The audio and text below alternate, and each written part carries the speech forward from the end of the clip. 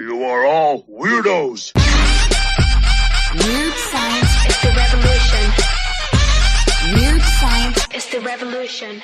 Hello, everybody, and welcome back to the Weird Science Marvel Comics Podcast, Episode 5, Legacy Numbering 505. I got the legacy numbering intact now. Nice. All lined up because we did, if you don't know, we had a special edition podcast on gods. Not me and Matt here. We wanted no parts of it. It was Jason and Ruben from the Weird Dose of X that did that. So if you haven't listened to that, you can get that on the feed. I was glad that it kind of positioned everything so now I can get it right and it won't mess me up. But I'm here with Matt. What up, Matt? What up, Jim? What up? And we are here to talk a bunch of books, and then we'll be joined by Sus, Gabe, and Gray talking Blade, and then also the Moon Knight, City of the Dead, or whatever.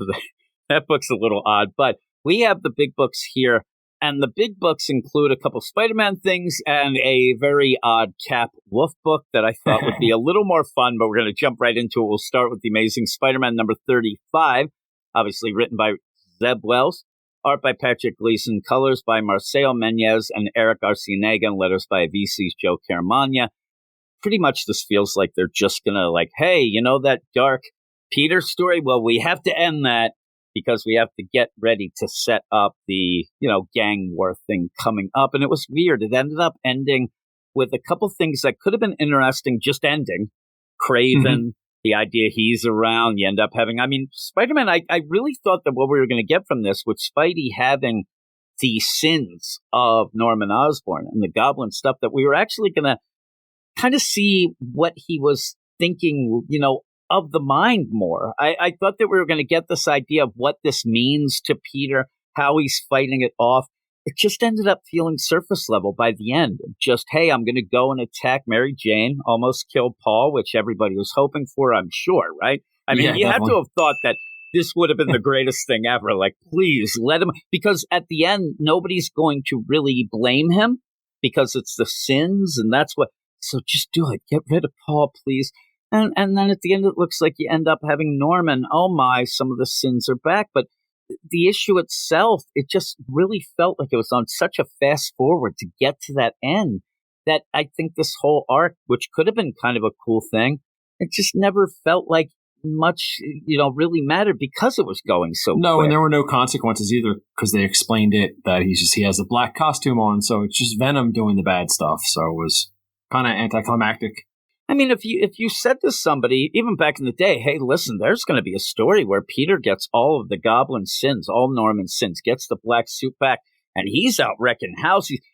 This sounds like, it sounds epic, but the way that Zeb Wells told it wasn't that epic. It just felt like a little bit of an in-between story that was surface level, hey, kind of neat, but let's move on. And it seems like he missed the boat. It seems like he missed the boat on something that could have been really, really cool.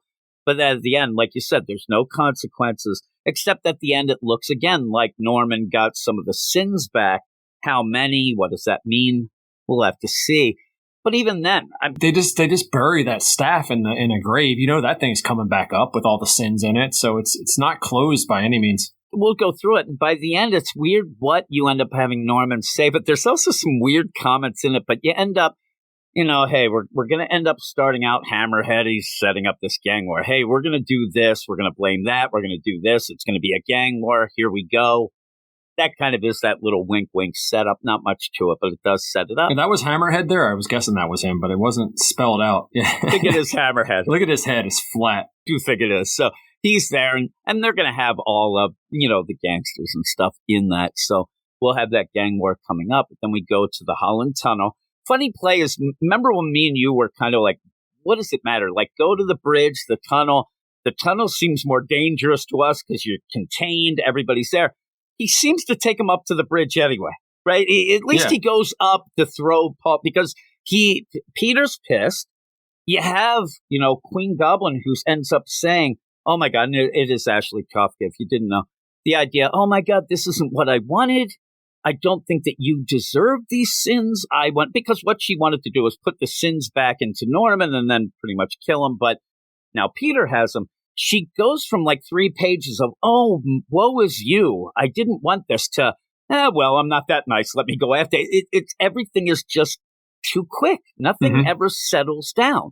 And so then you have Mary Jane just to piss people off. And even then, well, I'll mention it quickly. Nick Lowe has a answer to a letter that who knows if it's real or whatnot. But even in that, you have Mary Jane with Paul slapping us in the face right here. And then in the letter section, Nick Lowe saying nobody really cares about One More Day. And yeah, a couple people want Mary Jane and Peter back together, but that's not the majority. You're overstated. I don't think it's overstated. I think people want that. But in this, you have Paul and Mary Jane says, nobody forced me, this bad Peter. You were forced to do this. Paul shouldn't be here. If it wasn't for Paul, everything would be fine. Mary Jane ends up stepping up and saying, nobody forced me into anything, and I'm going to hit my jackpot powers. People are not into the jackpot powers. I mean, here's the thing, and me and you, while we do sound like miserable pricks a lot of times, I think that you're in the same vein as me as like, all right, I don't even understand really what, but we'll wait till that, series comes out to see if it actually is something worthwhile. It doesn't seem like it right now, but maybe, just maybe something. They give everybody powers, though, so is it anything that's not expected? I mean, every character gets powers. So. I just like, at one point, somebody did describe and said, like, oh man, I love Mary Jane being like a one-person jackpot slot machine.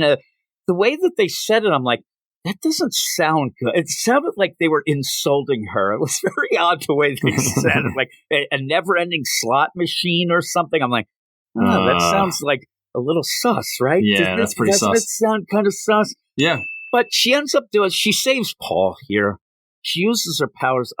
Patrick Gleason's art is, you said to me before we started, it's an improvement. Actually, we didn't love it last issue. Yeah, last issue took a big dip between the first issue, then the next one, then this is better. It does improve a bit, but there are points, like I really wanted to see exactly what Mary Jane did to save Paul with her powers. She kind of like zipped this kind of construct whip that grabbed him, kind of to play off the idea of Gwen Stacy. It doesn't make sense necessarily because all of her powers, she has to do the slot machine thing, right? Exactly. So did she generate a new slot to do that? It's kind of risky if it failed. It would have been cool. You know what would have been cool? If she went to rescue him and the slot thing failed and then he died. And it failed? So it was her fault. It'd be hilarious. Yeah. She sends cotton candy at him again like she did in the dark web and he dies. I will be on Front Street. I want Paul done. I want him to die. Maybe that's mean to say, but the idea of it is I think that what we're leading to, if there's something here that we might be able to play off of later on, but if you end up with Paul at some point, I think is just going to say, too much stuff happens around you. I'm out of here, and then just leaves. But you're playing off this play of Goblin, Gwen Stacy, Peter saving Gwen, but her neck snaps. I really thought that this was going to happen, and we could go through that whole debate. Who actually did kill Paul? Was it, bad Peter here? Or was it these neck snap because of the powers? And you could have even played Mary. I don't know, though. You don't want Mary Jane to end up killing anybody. But Paul, maybe he could have died, right? Well, we see him sitting there. Do we know that he's alive? Does it show him what doing? Seems like he's rubbing his head or she's rubbing the head. The reaction from her pretty much is like, let's prop him up against the wall. And then she does end up talking to Peter. I think that if she kind of knew he was dead, she might have a reaction. But I think because he hits his head, it looks like she grabs him, but he like kicks back and hits that pole or that wall. This is what I'm saying. It isn't really played out great. Like the art doesn't really, but I think he might be in concussion protocol. And maybe we'll get lucky where they don't want to kill Paul, because they're nicer than me, but maybe he lost his memory now. Maybe he doesn't know I don't know who you are, and then you could just let him walk away. You know what I mean? Because he does look like he hit his head pretty hard. Yeah. But you then have, Norman show up, and hey, you two sit back, I'll take care of this. And in the meantime, you do have Craven as well, and the whole play here is let's get the sins back from Peter. But the play really is and really set up Norman, and I think this would have been the way. You're probably going to bring back Norman as the Goblin, right? You're setting it up at the end.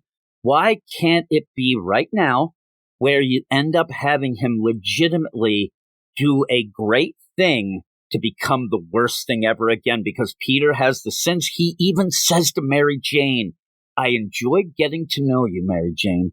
I really, in the way of, he's going to take back the sins. The only way. And you have the spear and all that, but you could have had this play of, hey, listen, Norman says, if anybody deserves to have these sins, it's obviously not Peter. It is me. I don't want them back, but they are mine. I don't want to hurt anybody else with those, so I'm going to try to make it so I can control it, whatever. That kind of seems like it happens at the end, but you're kind of, wishy-washy, ambiguous deal with it, because then Craven's there.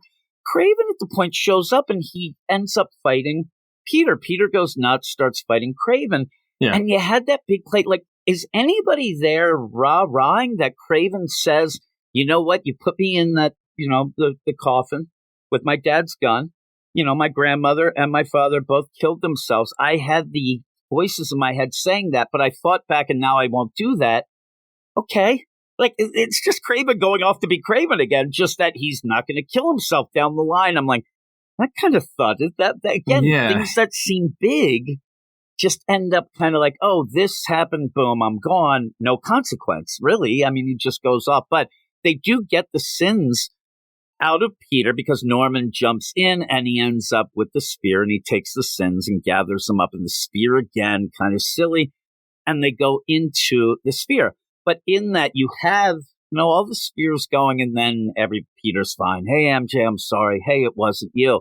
And then you get that weird ending. And I love the idea of the dialogue where Norman goes, how long has she been watching?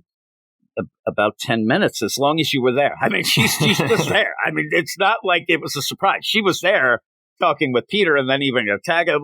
And how long has she been smiling? Probably like just now. I just thought it was goofy because in that he does say the idea that the sins, the spear, you do have Craven say, hey, I'm going to bury this. Why not destroy it? Yeah, just destroy it or take it yourself or put it somewhere like in the negative zone or something. I don't know. And then the ending, like it ends with Peter like, hey, what are you going to do? I'm going to strut. He gets on the spider costume. It could have ended there. Yeah, I thought it was it. That where there's Norman. He goes back. He's at his desk. And he says, my sins are no longer in Peter. The spear was made to hold them, but I knew it wouldn't. The spear is not their home. And that's why he said that Ashley was smiling because she knows the truth. That either all the sins went into Norman, but I think it might be like a couple of little sins got free and went in there. Even though we saw them go in, and Craven says, but at the end, he kind of giggles like the goblin. He looks at a reflection, sees the goblin, kind of the movie deal. And then he like covers his mouth. So I think that we're going to have to wait even longer. I don't mind Norman being a good guy, even though some people have pointed out, while it's nice enough for him to want to be good, he has killed too many people to actually be accepted by anybody as a good guy. But this is just going to be where we're going to go back to. Remember at the beginning when Norman's like, "Hey, I'm a good guy now," but we were still kind of worried because during the whole deal in Nick Spencer's run, when the Sin Eater took the sins, it didn't seem like he really did everything. And Mary Jane even said at one point, "I think you're still the Goblin." There was that kind of like, is he or isn't he? Then you had that freaking what's his name? Cantwell book. You ended up having the Gold Goblin book, and that pretty much went in the mind of and full spelled out. Okay, he's completely good. He doesn't have anything. I like the idea of having maybe the sins, because remember at that point where in this book where Peter would ask Norman, and everything Norman did looked bad, but then always had an explanation, almost like a Lex Luthor-esque thing. Yep. I kind of like that. Are we just getting back to that now? It's very much like that's Lex. What it seems, right? Yeah, it's like Lex, oh my God, he's doing this, he's bad. And oh, wait a minute. Did he finagle it to look good on the other side? Or is he actually bad? And I think we're just getting back to that. But I guess my main problem with the whole concept of the sins is there's sins and then there's the goblin power. Like, is it taking both of the things? Is it only taking the sins? I mean, because to me, they're separate things. Like, he could still be the goblin, but he can have new sins accumulate, not just the old ones, you know? It's funny because this week I was even thinking the idea too. It's like, oh man, we could get like superior goblin here because now he has all of Norman's sin. Does he have his memories? Does he have this? Does he have that? And that's the other thing. We don't really know exactly what it means. Like you just said, what is it in his mind where Peter now has to kind of like relive all these bad things from that other point of view? And it tries, you didn't do anything with this. You just had a surface level story of bad Peter's going to end up going after Paul and doesn't do anything. And then the sins are gone. And at the end, it pretty much feels like, all right, no consequence. That's wrapped up. We'll see what happens with Norman. I say no consequence, but it's more the Norman deal. But at the end, it just feels like a bit of a letdown. It feels like a missed opportunity for something that could have been really cool.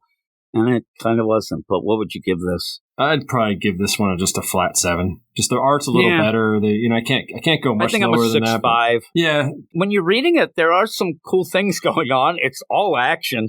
So it's not like it's one of those like, oh my God, this is horrible. It feels like a missed opportunity. Like I said, everything wraps up very neatly. Yeah, I'll go 6.5 too. I agree. Even like you said, where at one point you're kind of thinking, and I hate when you read a comic and you realize that something is said in the comic so that people don't argue online or at conventions. The idea of nobody will know it was you, Peter. They'll think it's one of the Brocks. It'll be event.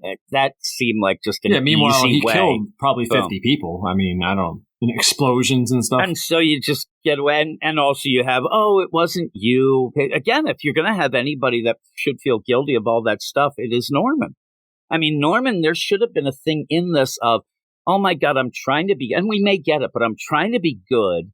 But even my stupid sins that are in a spear end up coming back and killing people. Like, how can I get past this? You know what I mean? Yeah, but also, like, Norman's sins go into Peter. So why isn't Peter addressing Norman's sins? Why is he addressing his own sins? He so just to seems me, to go nuts, right? Yeah, it's more that he got the goblin power than it is he got the sin. So I'm going down to a 6 on this.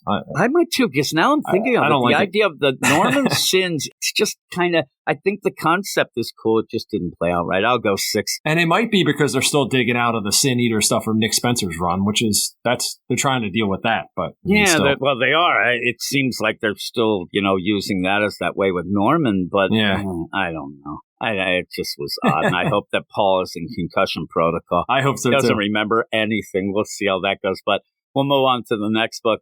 The next book, it's an odd one. It's one of those that it's, I thought it was a one-shot at first. It's actually a 4-issue mini, I think. Mm-hmm. And I don't know that you need a 4-issue Capwolf mini, but I looked at it as like, okay, we could have some fun. I don't know if Stephanie Phillips actually wanted to have fun on this. It's very odd, but it's written by Stephanie Phillips, and the whole deal. It's Capwolf and the Howling Commandos, #1. Written by Stephanie Phillips, art by Carlos Magno, colors by Espen Groot and Jern, letters by VC's Travis Lanham. And we got Capwolf, and we have to wait the whole issue, which, again, I wish that it was just an oversized one-shot where you end up having Cap. He becomes Capwolf, beats up some Nazis, but it seems like we're going to get that just through a bunch of issues. The thing that I'll ask you, though, is like, why Cap is not very likable in this issue, right? He's kind of a jerk. He reminds me of U.S. Agent more than anything. He kind of is like a asshole. This feels like Stephanie Phillips was given an assignment and then she wrote the book. It's not bad. It's not great. I don't think anybody's going to be, over the moon on this. It'll probably just disappear into the ether. Nobody will ever mention it again once it's done. But you end up having this weird play that this is a early Cap. An early Cap who really should be a nice guy. You know what I mean? Like, they actually, where you have Dum Dum and the rest of the Howling Commandos kind of going like, oh man, all you're good is selling war bonds. Yeah. So this is real early in him coming over to fight. He still has the old shield and everything. Yeah. It's old. When did he become, like, really? The super jerk-off serum is what he got, because he shows up, like, and even then, the Howling Commandos, I kind of get their deal, but they're also jerks. And at the end, I'm like, who are we supposed to like in this book? Maybe Capwolf when we get them. But you start out with the Howling Commandos, I think maybe a little too much, where you end up they're fighting the Germans. You end up having Nick Fury leading the charge. And you'll mention the names. I think that the dialogue is pretty basic. You really don't get like any sort of personality in the dialogue for anybody. It's just kind of yelling and screaming about things. But at one point, this tank shows up. They're in this place. Now, they say later that this tank was like the super tank that I'd never seen a tank.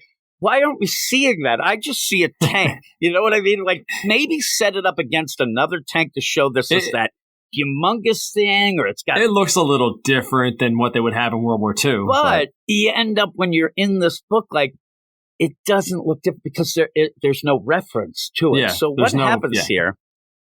First off, you have the craziest dogfight above, too. It's like 8 million planes in the blimp. Right, the blimp's there. It's just like background. And the art's okay. You end up where Nick says, hey, you jerk off, Howling Commandos, you get going. I'll be here. I'll take care of this tank, which he can't.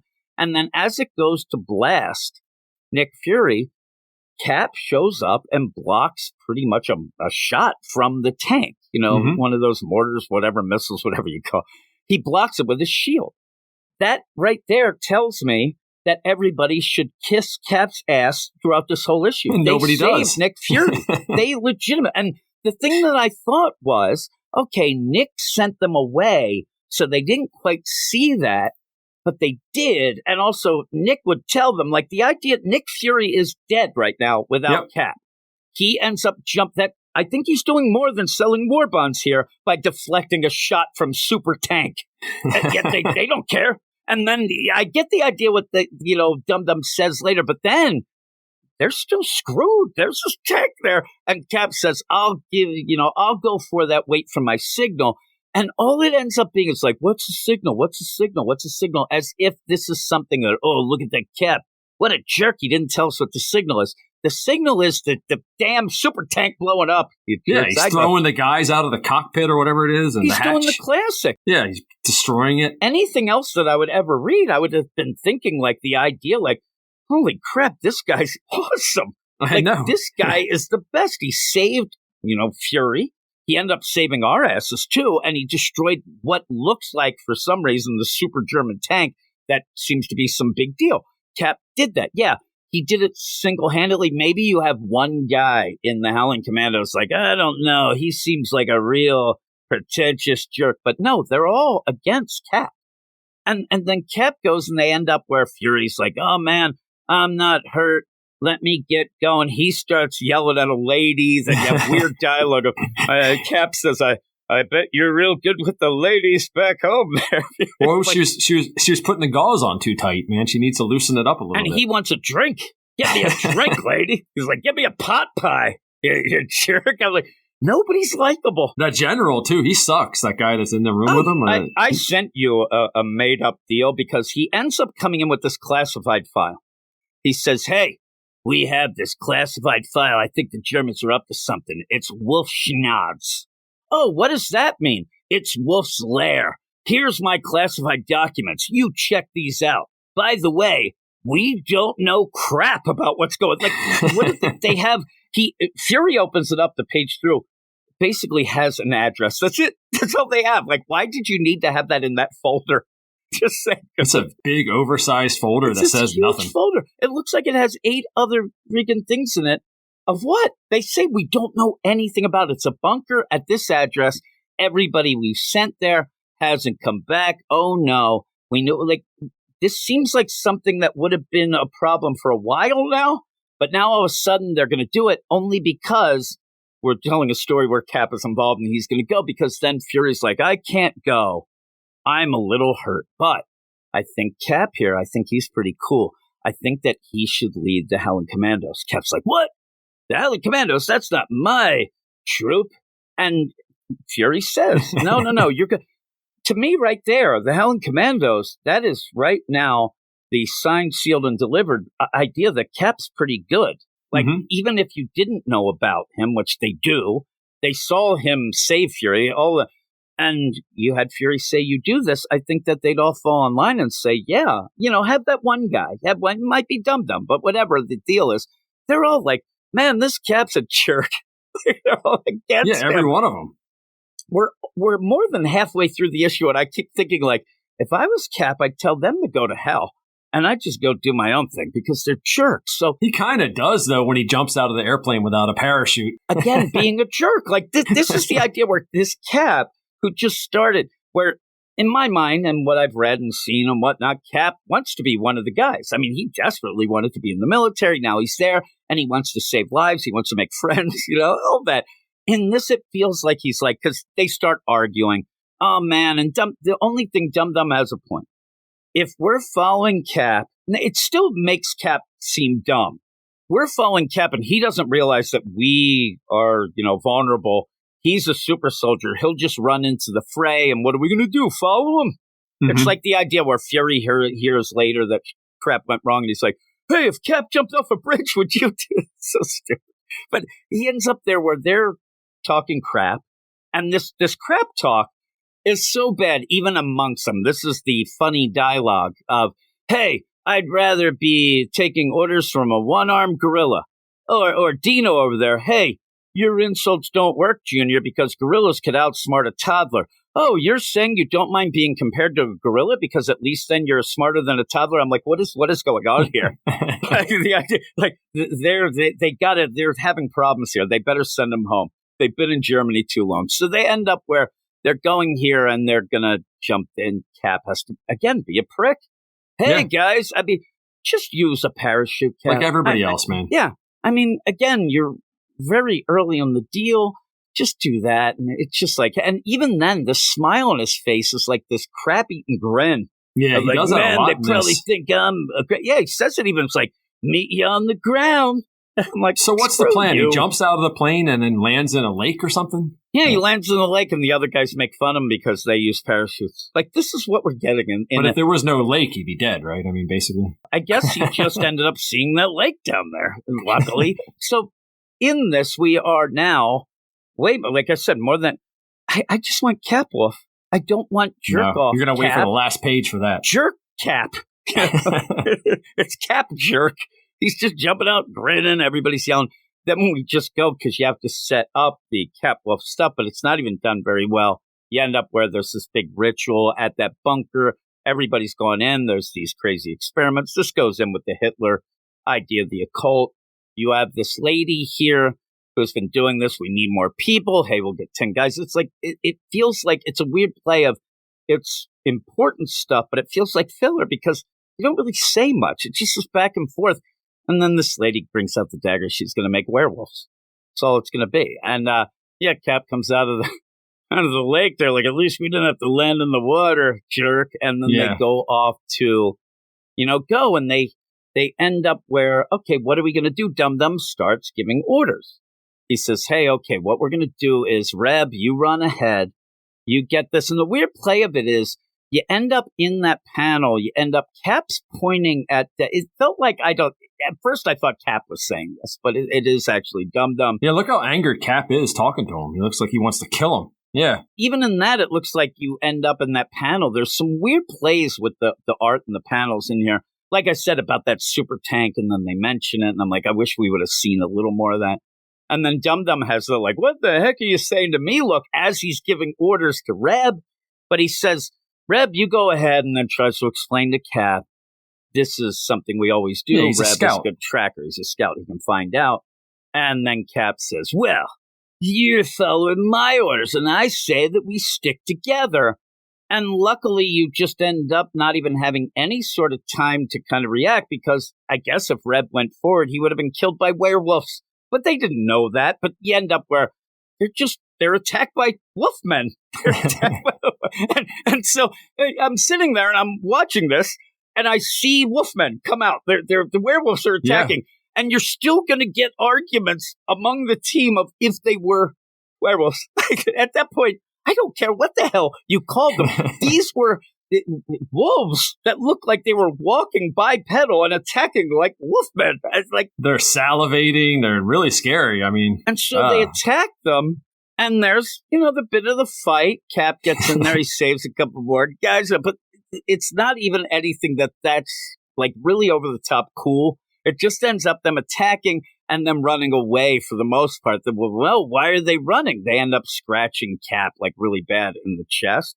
And like, oh man, why are they running? What's going on? And then they go, oh, it must be the daylight. But I didn't even...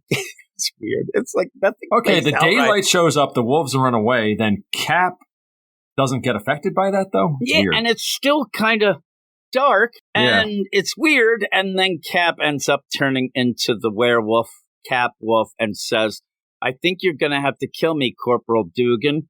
I swear to God, all I want is the next issue. And I think, like I said, 4-issue mini.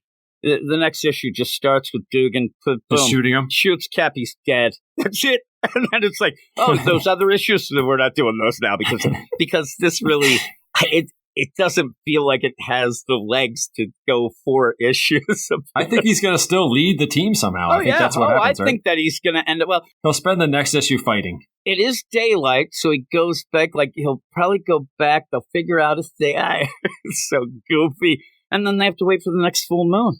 I'm like, all right, well, Cap, you do this. It'd be funny if that's just the setup of it's always been that, and it's not. But that. I see you in a month when the next full moon comes, I mean. Yeah, they'll play that whole bit. It's just, but then you have, Capwolf legitimately shows up last page. So you have that. But then it says, for the next issue, as the Howling Commandos struggle to decide the newly werewolf Captain America's fate, a miracle happens and a new ally arrives. And all I can think, I was thinking, who could it be? Is it Bucky somehow? Is it, Maybe. some weird thing? You don't need that. I just want Capwolf. I want Capwolf in the Howling Commandos, and you only give us 1 page of it. He says, kill me, Dugan. And then in the next issue, you say, oh, a new ally arrives? We don't need a new ally. Maybe the new ally is the sun.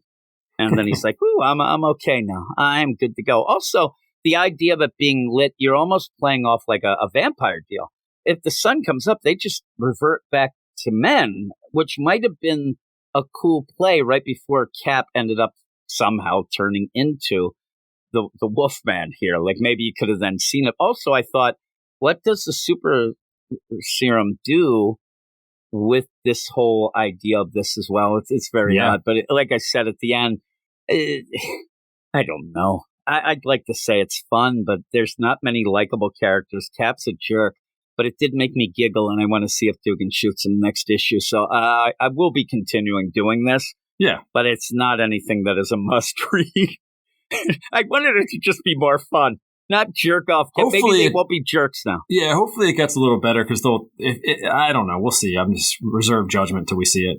Yeah. It's so weird. And like I said, at one point, they're fighting Wolfmen. And they're arguing if those were Wolfmen. And at one point, I really did want to have somebody say, I don't care what the hell you call them. I mean, I saw what we were fighting, and it's bullcrap. But, and it all goes back. I'm assuming those Wolfmen run away, and then Cap, they just attack Nazis again. I'm assuming they just stay on mission. Yeah, I think that at this point, they're going to have to, obviously, to get Cap healed, they're going to have to find out what happens in that. Because at this point, they don't know that these werewolves, Wolfmen, are involved in their mission anyway. They even say, oh, this is a little beforehand, and they'll have to go find that bunker. They'll break in. I'm saying at the end, we'll end up having some wacko, ritual that turns them from being Capwolf, and then we'll have, lame jokes. They'll probably call him a pet or something like that. I don't know.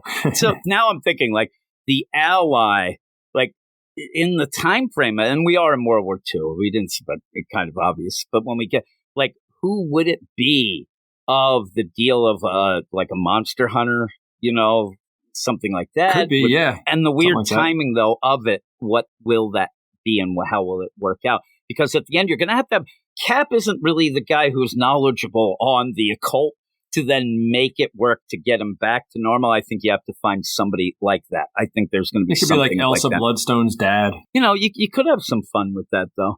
Or it'll be Howard Stark who shows up because, hey, I'm here to have the equipment, but I also brought, I don't know. It's just goofy. What would you give this? I'd give this one a 6. I like the art enough. This is the same dude that did the Invaders stuff that was pretty good. So yeah, I like the art enough. Like I said, some of the things didn't match exactly what they were saying in the scope of it. I don't know that is his fault or not. But. Yeah, I think there was some weird plays here. But we'll go to the last book that me and you were talking about together, and it is the big one, I guess.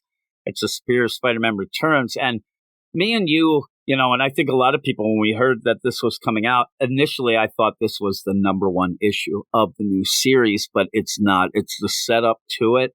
It's an oversized setup. And you go into this, and it's weird. I am looking at the credits in my thing, and it does mention Christos Gage in there. Yeah, it's weird, right?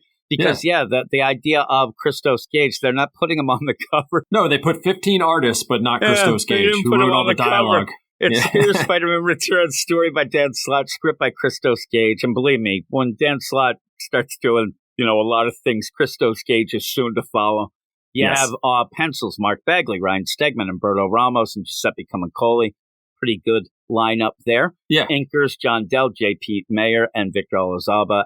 Colors, Edgar Delgado, and VC's Joe Carmagno. And letters. And I didn't know what to expect going into this. Like I said, I thought it was at first the number one, but it's a kind of setup prelude to give you the play of Ock, who even in, Zeb Wells' Amazing Spider-Man, when he's shown up, his big play is he doesn't have his memories. He hasn't had his memories. Everything is kind of coming back in dribs and drabs. He doesn't remember especially the stuff of Superior, and he wants to know. So he's looking into this. So he ends up going back to the Atomic Research Center, where he had done all of his experiments, where he's trying to get that fusion energy of the sun. And we get like an untold tale, it seems, of this, of what ended up happening. And really, it is almost like a clip show of things we didn't see before. As he goes back into this facility, he starts to remember little things. Oh, my God, I do remember this. I remember, I was fighting that Slide guy, which then leads to that. It's kind of funny. I like the idea of him like, all right, we got to get some big, crazy crime thing going, and it ends up being Slide, who's just zipping around. But it's weird. Did you think it was weird, like the play here, that there really isn't any spell out of when, how, or what? You just end up like, boom, all of a sudden. You can kind of tell by the costume progression. That's the way I did it. But because what are we going to be going forward with Superior Spider-Man, with Ock? Like, I thought, is this like what he's doing now? Like, he's like, I'm going to end up being Superior Spider-Man again, right? But no, this is back in the day with him going with his memories. And he goes and he takes down Slide. It's kind of fun, right? I mean, this whole issue isn't bad. I actually thought it might be a little too long. And I thought it was like the number one issue, not the setup. And I didn't really read a lot of Superior Spider-Man. So me and you both going, you did. And you were even saying, like, don't remember some of this. Like, is it supposed to be these kind of in between? Well, it's the 10-year anniversary. I mean, God, that's a long time ago. Yeah. So when they're going through it, he ends up taking down Slide, and he gets this friction. The whole play with Slide is he has, no friction going. He can end up, going around almost like Iceman. He's doing all these things, and when you try to grab him, you slip off him, things like that. Yeah, everything just slides off him or bounces off him. It's you can't touch cool. him. Yeah. And you end up where Doc Ock figures, in the Superior Spider-Man, figures that, okay, the one place that he needs to go, he needs somewhere where there is no friction to work off of, so he sends him into the drink there, into the bay. And then if you end up, he says, Slide, if you don't end up, taking off your costume here, you're going to drown. How is he going to take it off, though? You then get where Ock stole the tech, and you have like, okay, buddy, we're taking you downtown, because the police come. You have him hanging up, and he's like, he stole mine, and he zips his mouth. Yeah. And then the police, don't you throw shade at the Spider-Man. Yeah, because they think it's the regular Spider-Man, but it's not. So he goes off, and he goes back to Horizon Labs. That whole play, it's funny that you get more of like an intellectual property type of couple pages where Ock, as Peter, he's going to develop this deal, but he doesn't want it to be the property of Horizon Labs. He doesn't want to end up where Max Modell will take all the credit. So he's like, screw it. I'm going to grab all these things. Hey, Living Brain, let's go. And then you end up, Grady Scraps comes in. Hey, where are you going with that stuff? You're not supposed to be doing that. Shut up, Scraps. I love the idea. It's just like, poor Scraps here. He's like, hey, you mind your own business, jerk. These are just boxes that are he was constantly making fun of this guy back in the day. So he ends up like, that's Horizon Labs boxes. And he's like, oh, that sounds pretty cool. I get that. You want me to help? You help me, Scrap? What do you think you can do, you? That's so funny. I like Scraps with his shirt there. And then he goes off, and I love where he's like, what? Step aside, Scraps. I don't need any help from you. And then says to Brain, yeah, I think I do need some help. And then Living Brain's like, I will help you. He's like, you? What? That Living Brain is awesome. I like that thing. I didn't read a lot of Superior Spider-Man. I actually read the Christos Gage version, when they ended up having Fresh Start, where he was on the West Coast and he was doing the stuff there, which I actually thought was really good. So when you go into this, I'm getting some information. I'm getting a bit of stuff. And it's probably a nice reminder of just the feel of the book for you who read it. Oh, that's exactly what it is. Yeah. You know what I mean? That's all it seems to be. I'm not going to tell you by the end that I was like so pumped up to get to Superior Spider-Man, but I wasn't upset either. So it's like, okay, I just kind of wish we started with the actual number one already. But yeah, Peter then back at Empire State University, he's setting up the idea of, hey, anybody want to work with Spider-Man? And it's funny because you end up having Anna come in and it's like, she's like, I'll do it. Yeah, I'll do it. And it was like, I don't need your help. And you get that weird play, but it is because it's Doc Ock and that's who he's in love with. So he says, no.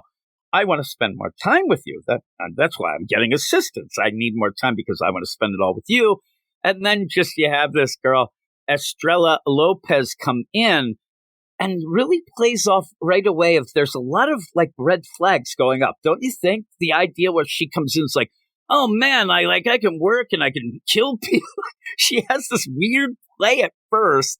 And then she says, did you say Spider-Man is looking for a lab assistant?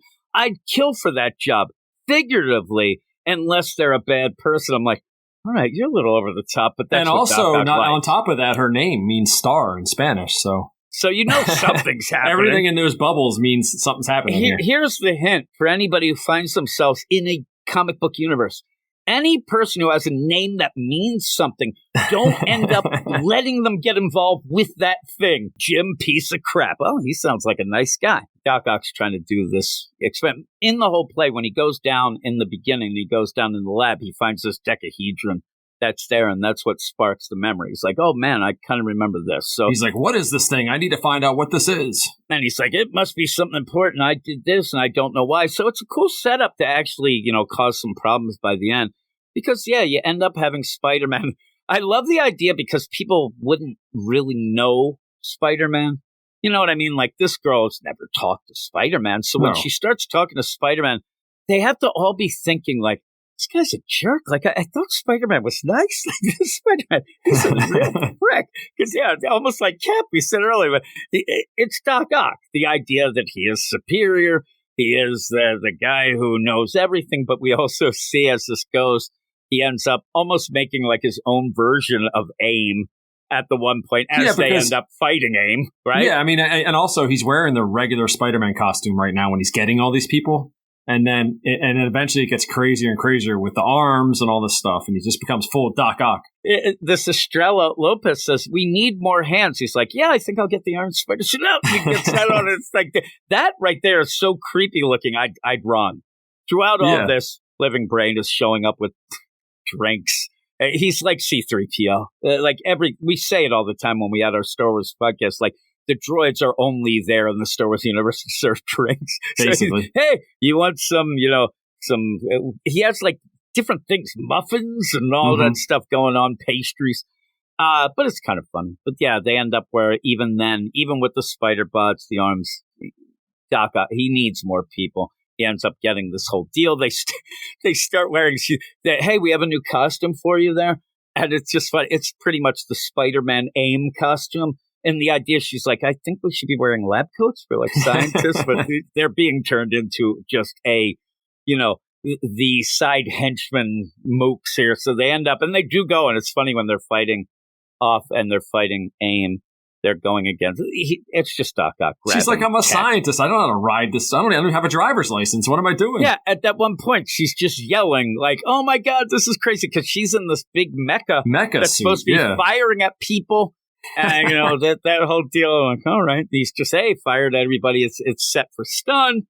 And then they end up taking all the guys down. And then you end up having them go into this lab. And again, they're now stealing stuff for their own means. He even says to this, Estrella, hey, she'll tell us what we need. I'm going to skedaddle. You're going to do this. And they end up getting this tech from AIM. But even that feels weird. Like somebody should really be saying, shouldn't we wait for the police? Like, oh, no, they won't know what they have. And he's even playing this weird play. But you end up where, they take that. And now we see that he's using the tech from Slide. Now he's using the AIM stuff to go. But it still doesn't work. He tries to use it. And now we get the big moment when he's like, I don't know what's happening. I can't make this work. And you end up having Estrella Lopez say, oh, I think we need to do the inverse of this. And it is funny. I mean, I love the henchmen. They're the best. Yeah. The idea. Yes, man. I swear to God, I wanted to see, like, are they like they just kind of show up. Then I'm thinking they might be clones. I had no idea. But yeah, he's like, wait a minute, because she says, listen, I think that we need to get the inverse of the harmonic frequency to initiate the core reaction. And he goes, wait a second. I have it. I think we have to get the inverse of the harmonic frequency. He says exactly what she said. And the henchmen, you're the man, boss. Genius. She's like, good. I literally just said that. Yeah, it's funny. Like, she keeps talking. Nobody's listening to her. He ends up going, it's like, okay, let me do that. Oh, my God, I'm brilliant. I'm superior. I'm the best. Hey, everybody, take the night off. We're going to have a big day tomorrow. Plus, I think we're going to go celebrate. I'm going to make reservations over at the Tavern on the Green. And then he says, reservations for 2. She says, I've never been there before. I would love to go, but it's not for you. Nope. He's going on a date with Anna, so she gets so pissed. Bad. Yeah, it is. That was the straw that broke the camel's back right there. It's done well enough in this that it feels like it was set up enough. You end up where it works as a comic book. You know what I mean? It's a cool play to go, and now you realize, okay, this girl's going to do something bad. But the funny play is she is trying to do something bad because she hates Spider-Man, which makes her a villain, not knowing that she's working for a villain who happens to be Spider-Man, and that's the cool play. Yeah. And she knows how to do it. She was the one who came up with the deal. And if you really wanted to argue about things, you know, Spidey, Doc Ock, he writes out the formulas. He's doing that on the blackboard. So even if she couldn't legitimately figure, it's there. So she starts doing it. Though it looks like she's just grabbing this, you know, eternal sun, but, you know, I'll pick up this here and put it over here, and it ends up falling. And it takes out all of the energy in all of the city, and it's going to turn her into this living star, which, like you said, is her name. And it's funny, too, because at this point, you know, Doc Ock wants to do this to be rich as hell and very famous. That's all he's doing it for. He ends up where, you know, and I guess at this point, you know, he doesn't have any idea that he's not going to end up stopping being Superior Spider-Man or whatever. But I thought, like, what is going to happen at the point when he gets really mad because Peter Parker is looked at as the genius and he's kind of, you know, inside there? It'd be kind of funny. But in the meantime, her name's Star. She turns into a living star. She ends up being confused. She attacks Spider-Man when he comes in because, you know, Doc Ock realizes, okay, I got to get over there. And when he gets there, she's yelling, and he puts her into that decahedron, which was set up again. You know, the idea of slides, frictionless tech, and this and that, and it's going to contain her. And yeah, he says, listen, you got to go in there. You'll die if you. And when she goes in, I thought you said I'd die. And he's like, yeah, everybody dies. Yeah, eventually. I mean, yeah, he's such a jerk. So she gets trapped in this, I think, a really good way of setting up a villain. You have, I mean, this is basically what you get when anybody gets out of the Phantom Zone. They end up so pissed off because they were incorporeal. I couldn't do this. I'm going to fight you, whatever.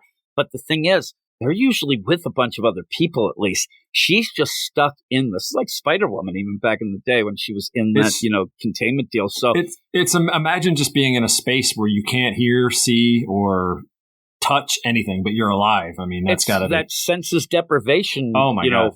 For years. And I guess she was there for a few years. I mean, and that's what I like. You're playing with that idea of going back to show the story we didn't know of, and it actually gets that build-in deal of she's been there all this time. And I think it plays off in the 10-year anniversary. As you're reading this, you're thinking to yourself, like, well, I haven't read this in a long time. Even if the timeline in the books is a little different, you do get that sense of time because you haven't read this stuff for 10 years.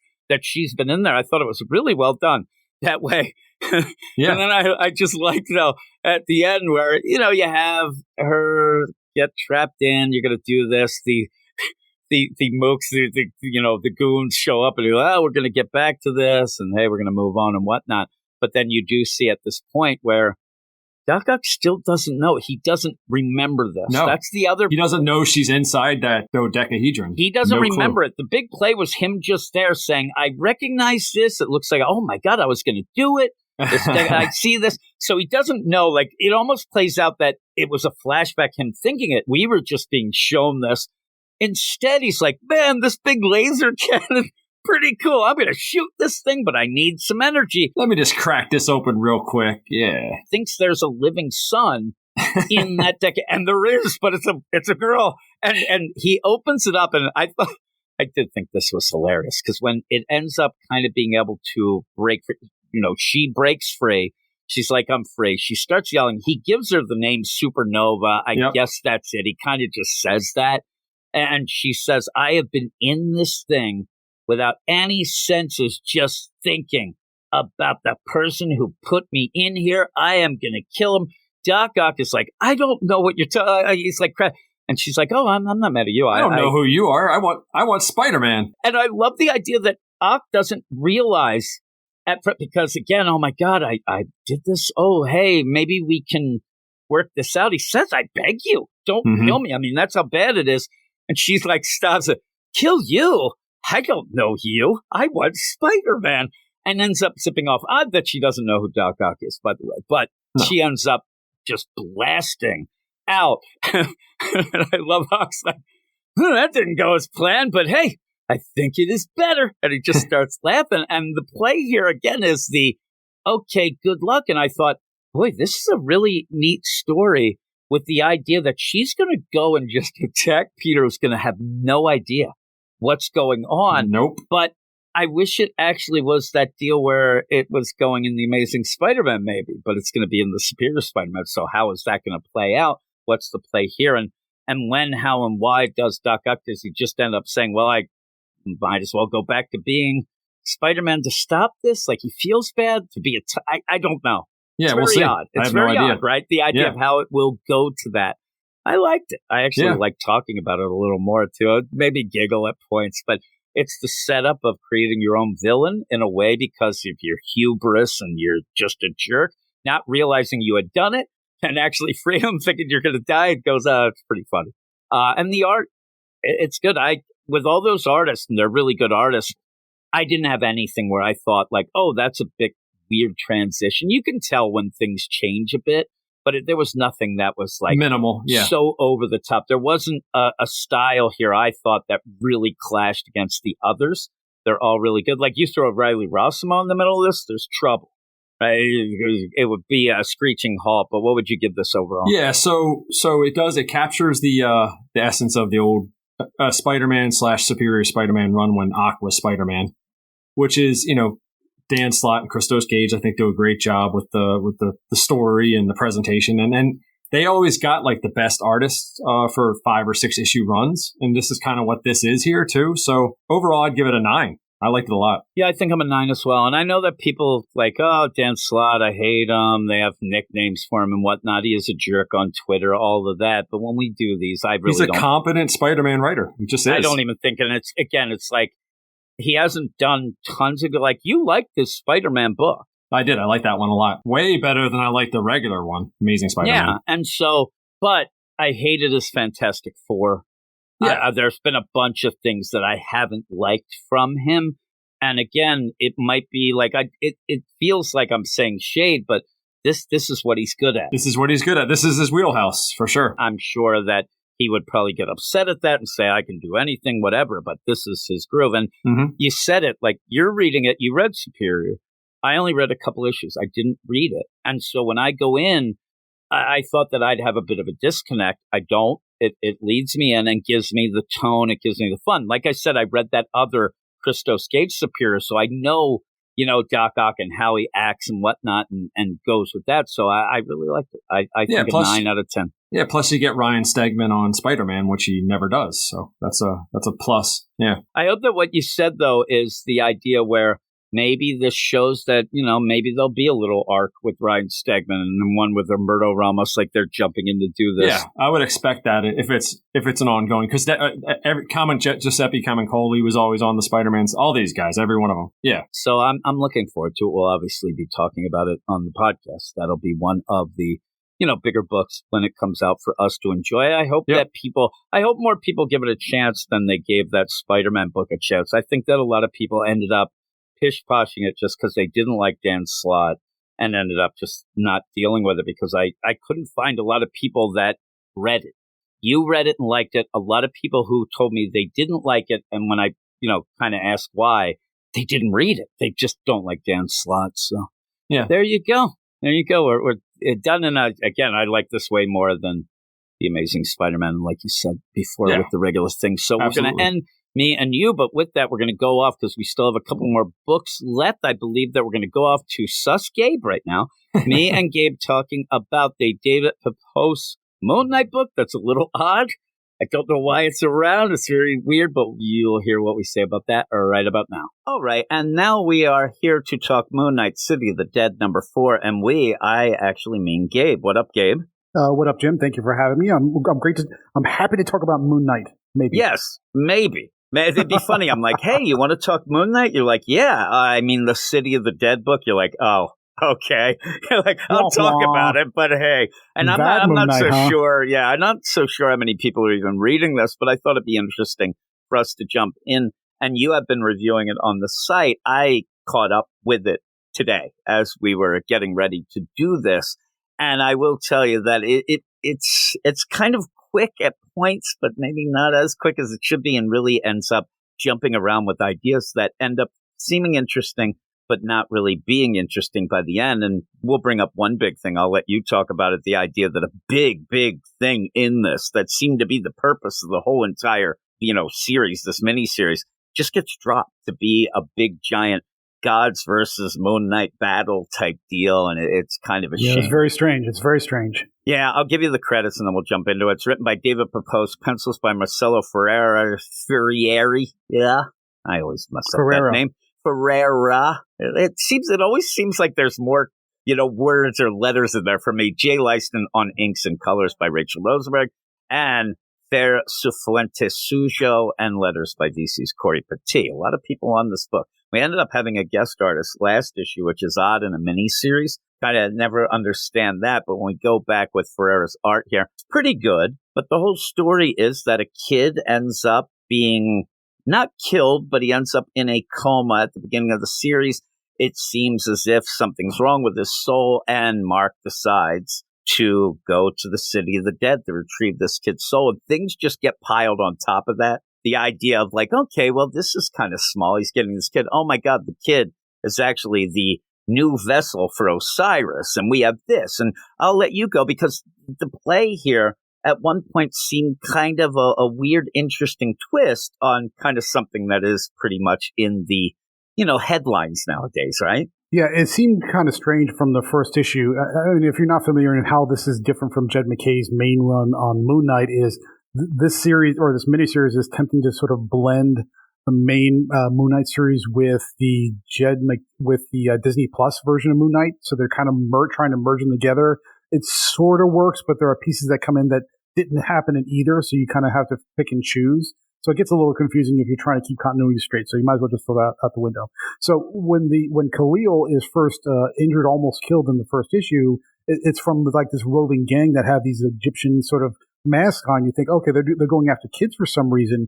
And the idea was, I think it was in issue 1 into issue 2, but a little bit more into issue 3, is what's happening is the villains who are in the City of the Dead, because either Moon Knight killed them or they died by some other means, they are not passing on to Judgment. And the way they're getting to do that is they're kidnapping kids and stealing their hearts and putting them into themselves. So that way, when they get judged or when they're being checked out to be, are you ready to be judged or not? They have these innocent hearts within them. So it turns out like a kid trafficking story, but with a sort of underworld twist to it, which is kind of interesting and actually made it seem really big. Unfortunately, when we get to this issue, pretty much all that gets dropped.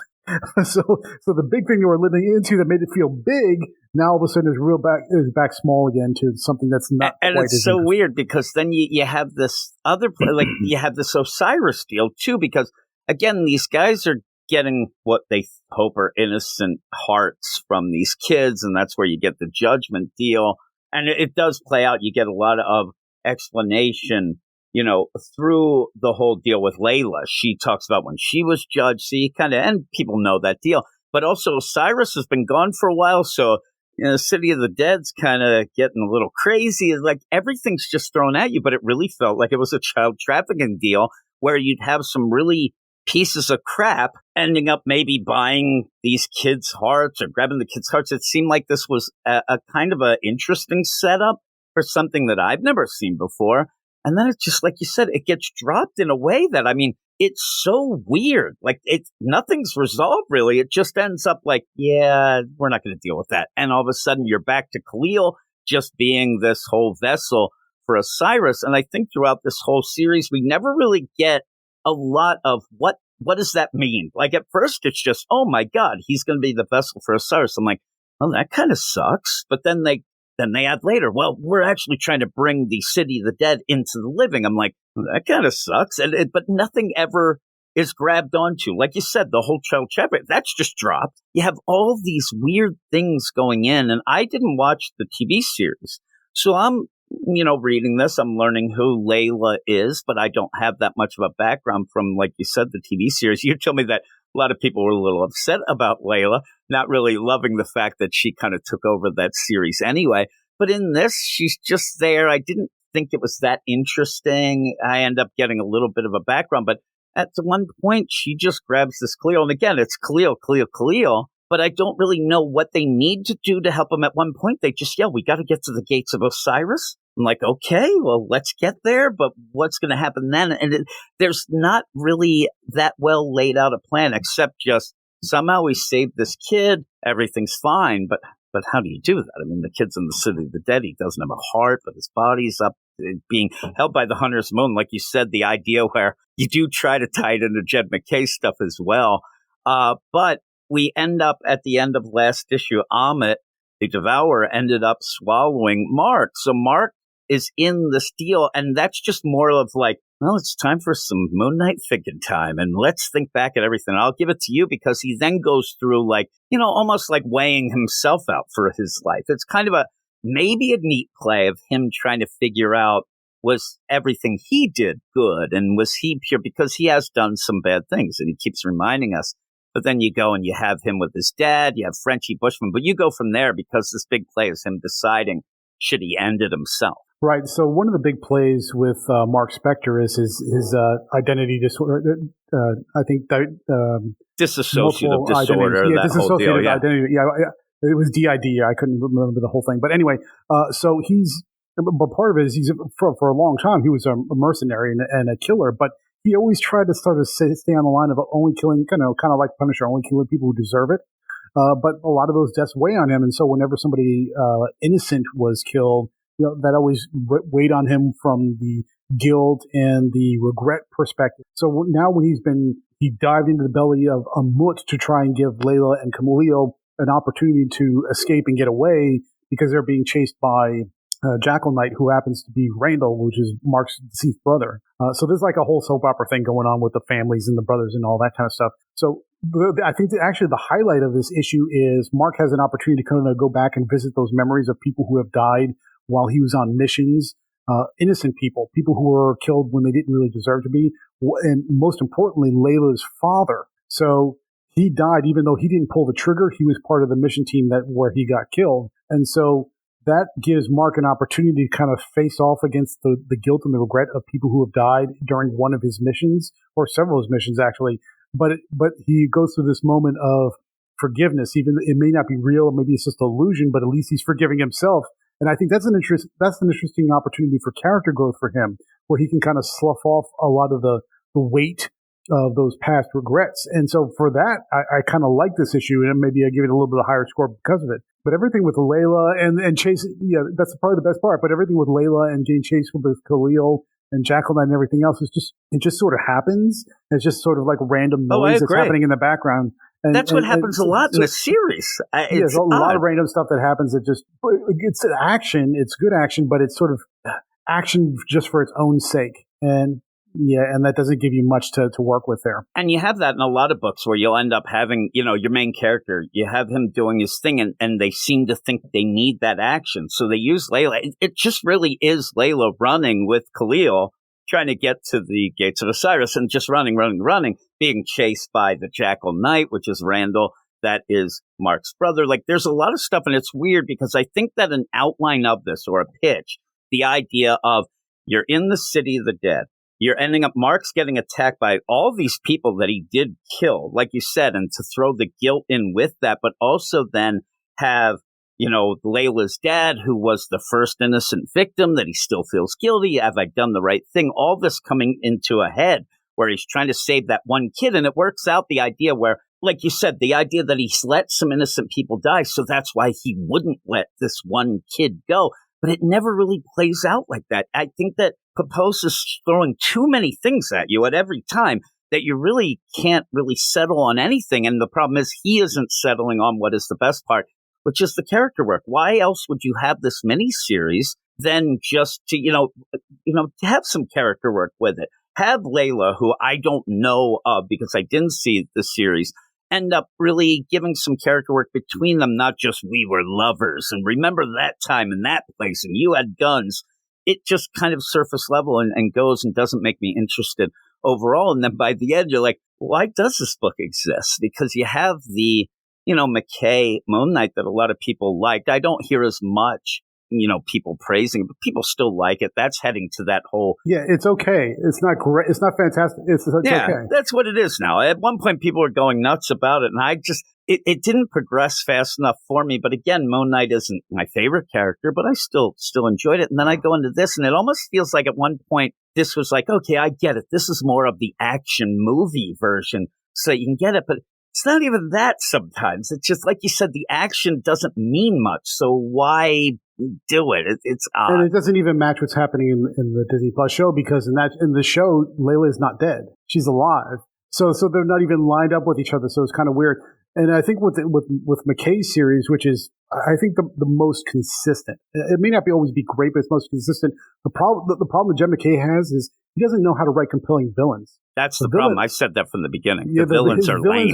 His villains, one right after the other, are all forgettable. He doesn't know how to give them personality because they're always like in the shadows or working in the background or like off, somewhere, someplace, and Moon Knight has to track them down. But you never really get a sense of them other than they might have a grudge or some kind of thing happening. But the villains, except for Zodiac, but he's been in there so often. Yeah, that's the only way you remember it, but they're forgettable. So we have multiple foundational problems with this series. Not to kind of pick on it too much, but it's trying to merge the show with the comic book, and they're out of continuity with each other. So the merging doesn't quite make sense. And then the bigger problem is that you have is it's not quite clear what Khalil is supposed to be doing. He's intended to be the vessel of Osiris, but how does it finish? Does he have to go through some ritual? Where is Layla trying to take him, and what happens when he gets there? If he gets there first, and then if Jackal Knight gets him before he gets there, what is Jackal Knight going to do with him? I think he's trying to steal his power, but he's definitely doing that. But what does that mean to Khalil? Like, what happens to him, right? Yeah, how does he steal his power? Can he just? How do you just take it? It seems like at the end he's doing it. And I'm like, yeah. You have this play where Khalil at one point did actually save them by using a power. He used this power like it's building up. He ends up saving Mark. Then Mark ends up, because of the distraction, hey, I'll go into Emma and you guys run. But never the idea, okay, you got to go and run, get through the gate, do this, that, and the other thing, and then, boom, you end up having Khalil alive in the living world because he is there. Hunter's Moon has him. He's on life support. He's brain dead. So that's where you get brain dead there, but that equals out to his soul that's then in the city of the dead, and in that his heart's taken. I'm like, there is too many pieces going on for something that could have been a bit simpler. And like you said, you don't know the end game. I mean, the end game is saving everyone, but what is the real deal? And that's where I think that Papos keeps adding things or taking them away without really explaining them. At this point, like you said, I just think he has to defeat his brother. Bada bing, bada boom, somehow things solve, because I don't see that clear-cut thing of, okay, here's our mission statement to go for it. It's kind of lost in the shuffle. What makes it even tougher is, think about what Randall's trying to do. He's trying to steal the power of Osiris from Osiris, who's the new vessel. But he had Khalil in his possession, like in a cage or something, for like a couple days. So why didn't he just do that? Why didn't he do it then? I know. So how is it different now than before? So it was different then. That seemed to be just the child trafficking. Now it's full out. It's which a is mess. The more interesting story. The child trafficking was a more interesting story. The idea of it would, Mark trying to figure out how he can stop that, what it means, what all this stuff going. And even with the idea they say Osiris isn't around, maybe this would be the crazy story then where, okay, child trafficking. And then Mark realizes, hey, Osiris, piece of crap, but I got to get him back. We need some order. Like there were little snippets of things that just got pushed aside. And Layla, who's there the whole time, she just kind of is like, oh, yeah, crap's gone wrong here. And then she just goes up. It's very odd. So you get the impression that Osiris like needs a new vessel every so often. They might have mentioned in the book, but I don't know. So this has had to have happened before. How did he deal with it before? And then let's say Osiris comes to kind of reconstitutes himself in Khalil fully, and he becomes the new Osiris. Okay, so what is he doing? How does he keep control of the city? Does he have police? I don't know. Why would somebody like Randall want that? They're running rampant. They're having a free reign. This is the idea. So and we're saying this, you could infer a couple things. Okay, he got this vessel because he wanted to steal the power so that Osiris couldn't be, but then but nothing was ever said like that. It's all just a mess. Everything you'd have to figure out. We said we don't even know what happens when we get to the gates of Osiris. We got to get to the gates. We don't know what the hell happens. Also, you realize Randall, maybe he should have been a little. They know where. Like if that's the clear cut thing, why don't they just have everybody just waiting there the whole time? Just let them get there, which kind of happens, but doesn't. Everything's a mess. It's a mess, this book. But when a writer usually engages in exposition, sometimes they usually get dinged because they do too much. Like you have a wall of text or a big narration box or something. This is a case where you needed some more exposition because I don't think he clearly mapped it out or explained what was going on. And now he's just like chunking things together as he goes. And part of it makes sense. The individual pieces I like.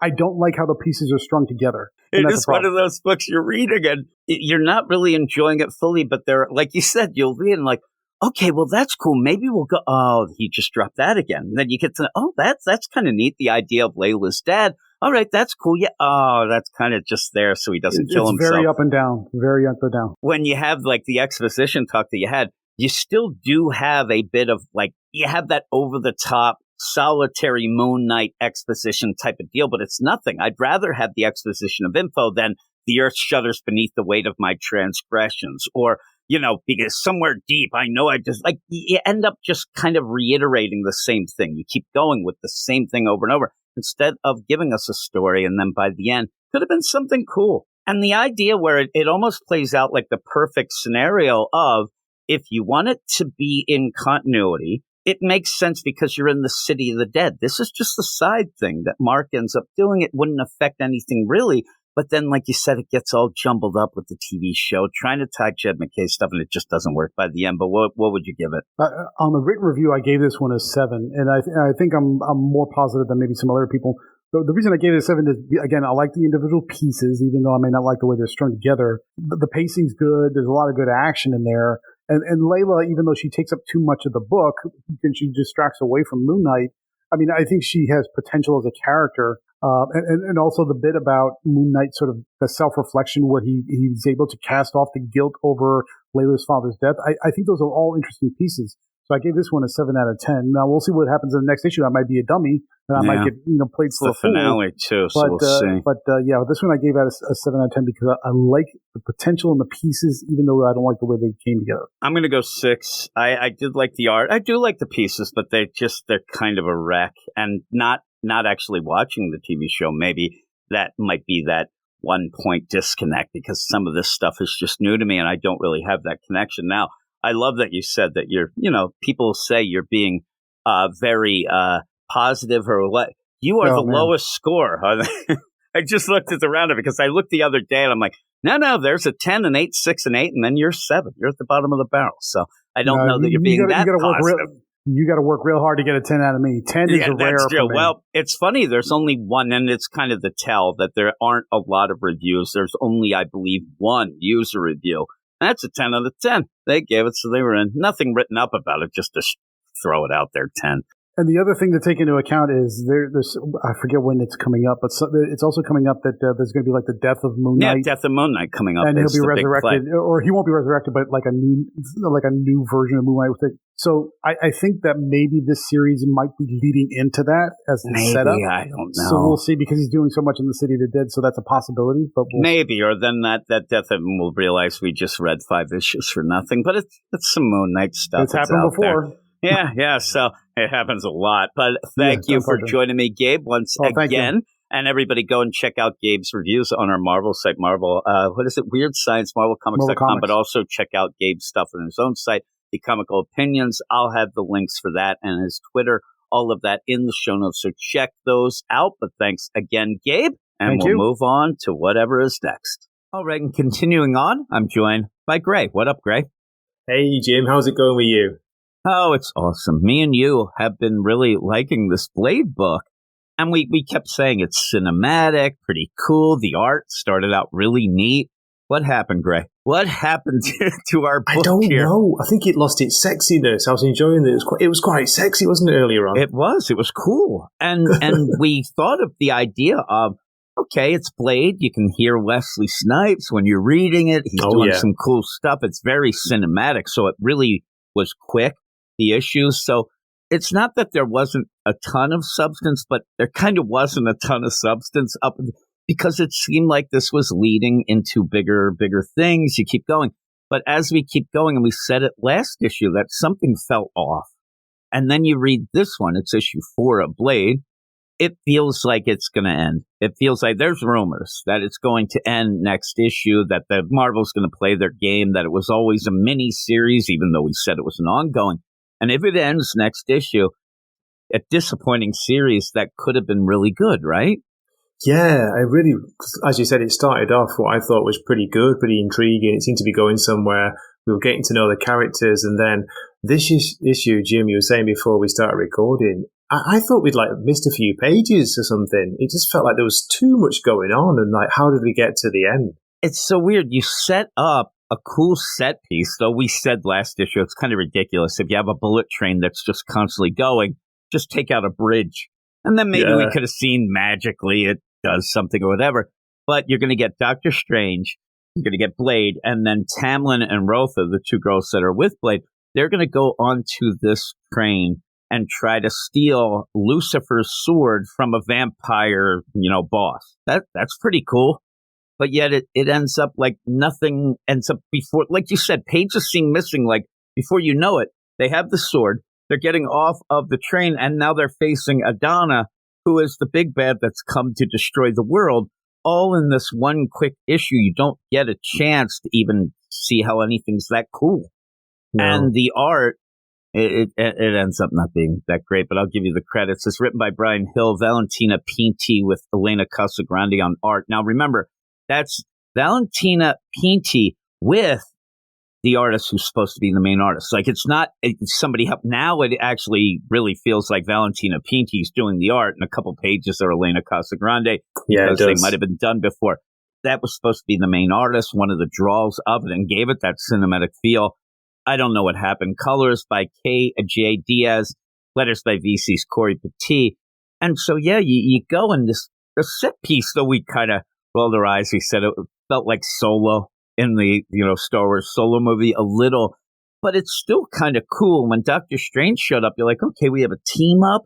This will be neat. We'll get to see Blade, a vampire hunter, vampire deal daywalker with the Sorcerer Supreme. That'll be so cool. He looks so bored, doesn't he? Strange. Look at his face here, Jim. I was trying to think. He looks a bit off as well. I'm not quite sure. Does. Yeah. It is kind of odd. It's a weird Even one. then, it's like, hey, I want to introduce you to, my partners here, and Doctor Strange already knows him, says it's because I'm Doctor Strange. And then it goes from there to, I'm really mad at you, Blade. You let Adana out into the world. I have to stop this. She ended up killing people. But it feels like, you said, I think you nailed it. Doctor Strange seems like he has a script here that he has to read, and he's very bored. Like, okay, I'm mad at you, Blade. We got to get through this train.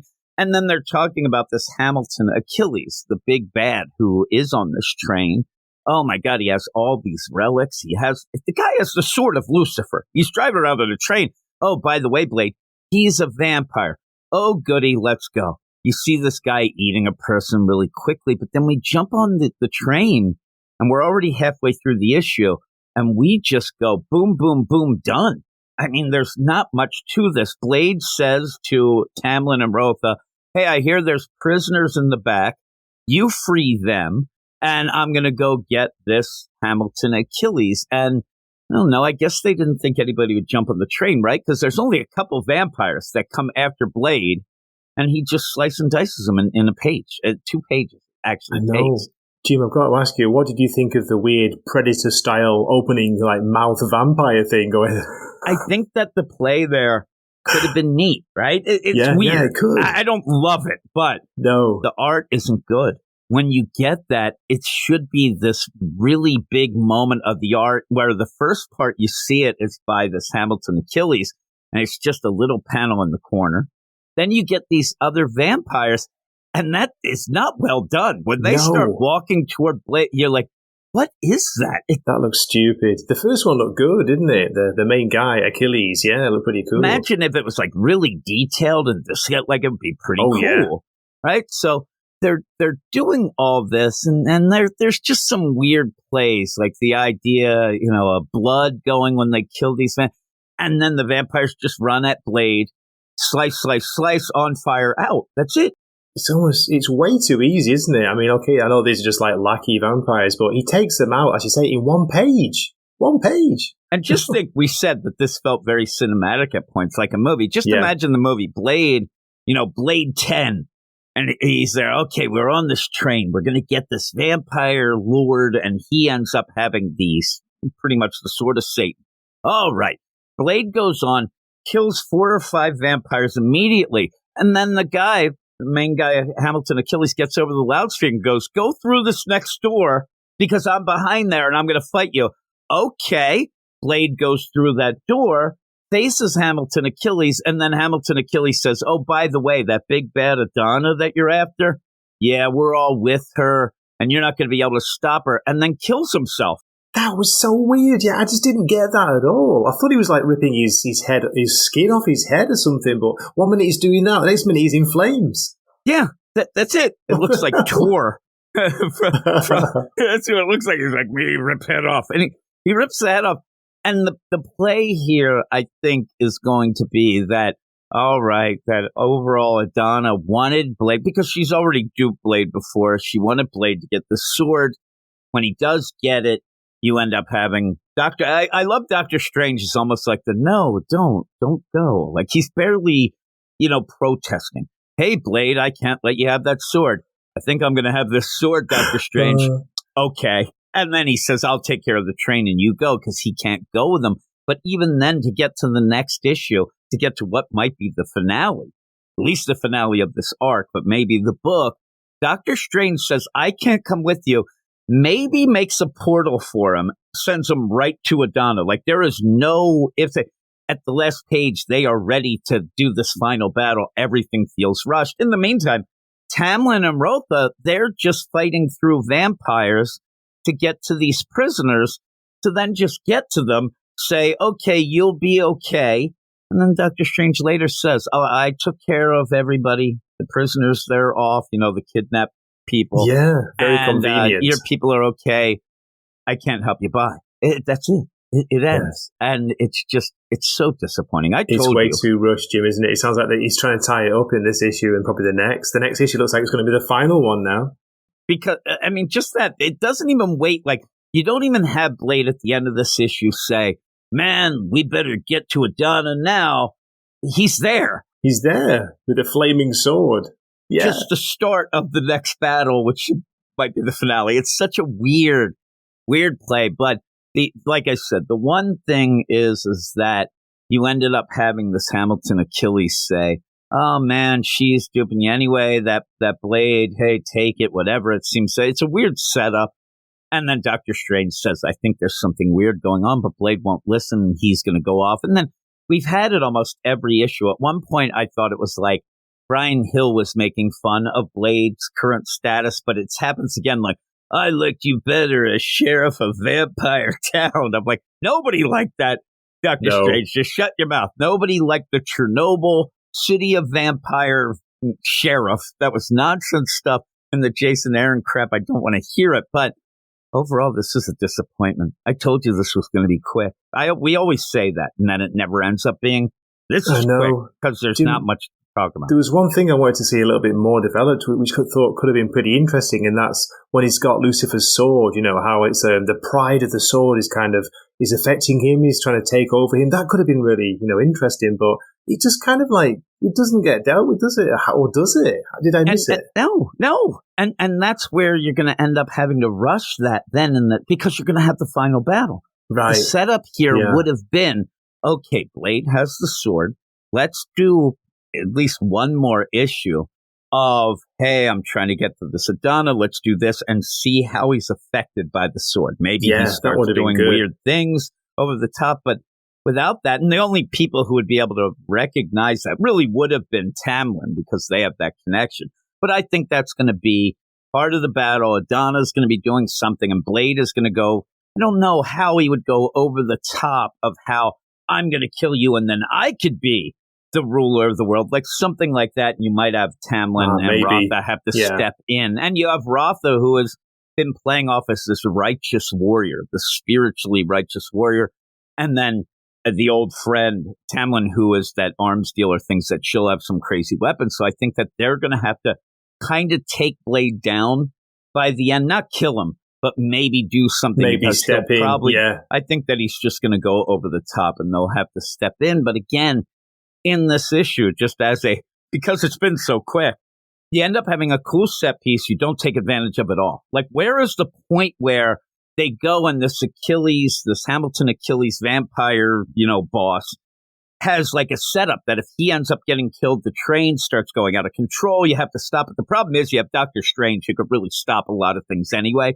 But you never played the idea of being on a train constantly going 180 miles an hour with vampires on it. This could have just been, a taxi. It could have been an open room. It could have been my basement. Like, you never really get the idea of any reason why you're on the train. And to get there, you just portaled in. So there was never anything that really utilized or took advantage of the set piece. And that was upsetting. Absolutely. You have this Hamilton Achilles. Oh my God, this guy must be powerful. He must have all of these people guarding him. He has 4 guys that are just standing around. And then Blade just opens a door because, again, it feels like it's a setup but why would Hamilton Achilles do that? It's very odd. It's so very bizarre. At one point, you got Hamilton, like Achilles, the big bad, the big boss of the train. He's like, he boots, he kicks Blade over. So, okay, maybe he's strong. Blade drops the sword for a minute. And what happens next? He just starts talking to him, to Blade, and then just like kills himself. He kills himself. No idea why. What happened? Why? Because it's just a means to an end. He has to get that sword because they said it's the only thing that can stop Adana. But of course, it also has the pride deal. So I just expect another rushed issue and the Adana deal. And I actually do think it's going to end. And they've already told Elena Casagrande, like, we got maybe we'll see. If that's the play, we'll see another book announced in the next, month or so because of how the timing goes. And Elena Casagrande will be on something else. I think they pulled her off this book to say, yeah, you do something that actually we think is more important, which is a shame. Oh, really? That's a shame. That's what I think. I did message Brian Hill to see what he had to say and if he did. And a lot of times they're not allowed to say anything anyway. But I kind of just said, hey, we are liking this book. I said, I really like your Blade book. Why do it feels like it's ending? Is it still an ongoing? But he hasn't gotten back to me. So he did tell me some things before about, say, his Fallen Angels, which had the same kind of play. That it was supposed to be a mini. Marvel didn't want to announce it as a mini because they were afraid people wouldn't, buy it. But then Brian Hill felt like he was kind of set up because then it looked like his book was canceled, not being a planned mini as he says that it actually was. But that's that. I tried to get some more out of this because I like talking to Gray. I've got one more thing, Jim, before we give our scores. If you have a look at the cover for the next issue, it's quite interesting. As it says, it's the epic showdown, but look at the picture and you've got Adana. She's got the sword there on her throne. Yeah, she's got the sword. He's got his two katanas. And again, that seems like that Blade, if that happens, Blade is the dumbest person ever because he already was duped. Because if you haven't been reading this, he ended up, it looked like he was trying to save this girl from this crazy monk, ninja that showed up. And instead, it was Adana that he saved, this be-all, end-all bad thing. And the monk was actually like, a righteous soldier that was brought up to kill Adana if she ever showed up. So he was duped. That's what Dr. Strange talks about. You were the one who led her. And he said, man, my bad. I didn't mean to.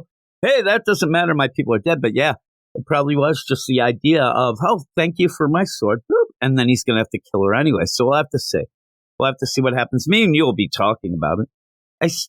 I can't say I love the book, but I'm still interested to see how it ends. But if it ends next issue, it's going to be very disappointing because it seemed to start out well, but this will then be a book that I think both of us can admit we'll probably forget by spring. We'll say at one point as we're doing this for however long, remember that Blade book?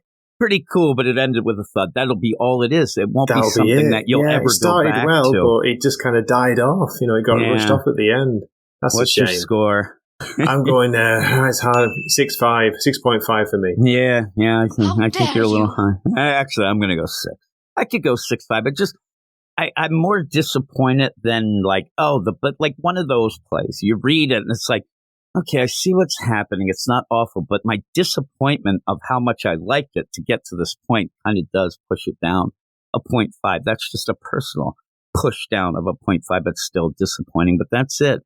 Thanks for joining me, Gray. I wish we could talk longer about this. I'm sure people are like, well, you did talk about 10 minutes too long about it. But that's how it works. But everybody check the show notes. No, I hope they don't say that. If they did, I don't know why they're still listening. But check the show notes and go and check out Gray's YouTube channel, The Wakasashi's Tea House. Me and him do some stuff together, but he also does a ton of awesome comic book reviews, which you don't see a ton of on YouTube. That's what I like doing. That's what you like doing. But a lot of people are there to yell and scream about things. We just like reviewing each book. So check that out. All right. And that is it for the podcast. Thanks, everybody. Matt, Gabe, and Gray, of course, for joining me this week. Next week, we have a bunch of books. I'm going to list what we will probably talk about.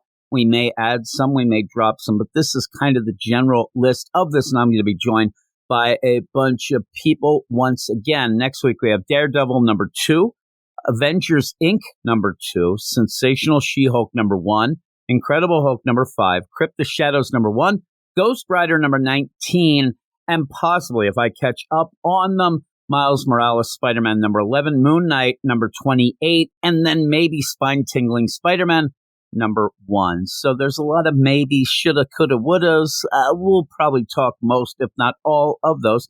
So tune in next Saturday when the episode comes out. And just a shout out to everybody if you like what you heard and you want to get a lot of exclusive podcasts and help us out for everything that we do here. Go over to our Patreon, patreon.com/weirdscience, where you will get a ton of shows. Eventually, as we settle into this Marvel show, we're going to end up having a 2-book spotlight, 2 books picked in a poll on our Patreon to be Patreon exclusive that week. That will be our Patreon only show that would come out during the week. All that stuff will be later, but just to let you know that would be the plan down the line at some point. But for now, we're going to talk all the books, everything on this regular free feed. But like I said, if you want to help us out, and I don't know, sometimes we need some help, right? Everybody needs a little help now and again. Just go over to Patreon and check out. If you go now, you can actually sign up for a 7-day free trial and really get a ton of shows, a ton of Marvel shows. Also, if you're into the sort of thing, called comics, we also have DC stuff, indie stuff, and manga, as well as a lot of pop culture stuff as well. So check that out. I'll give it to you one more time. Patreon.com/weirdscience. Thanks, everybody. I hope you enjoyed the show. If you did, please rate and review it on Apple Podcasts or wherever else you can find to rate and review things. That is it. Thanks, and I'll talk to y'all later. You are all weirdos. Weird science is the revolution. Weird science is the revolution.